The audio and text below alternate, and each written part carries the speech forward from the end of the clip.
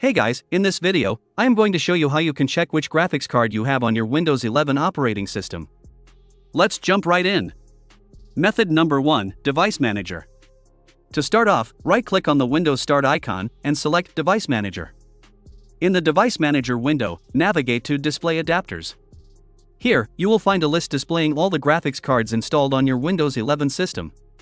For instance, I have only one graphics card, which is the Radeon RX 580 series. Method number 2, Task Manager.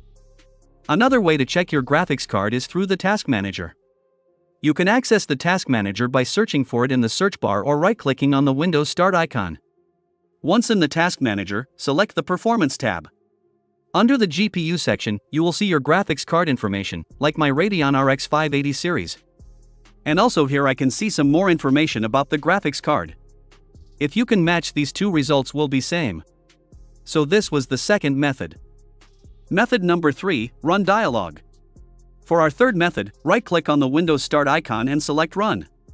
In the Run dialog, type DxDiag and hit Enter. This will open a window displaying detailed system information. Click on the Display tab to find the information about your display graphics card. In my case, which is again the Radeon RX 580 series. Method number 4, Display Settings. Lastly, you can check the graphics card by right-clicking on the desktop and selecting Display Settings.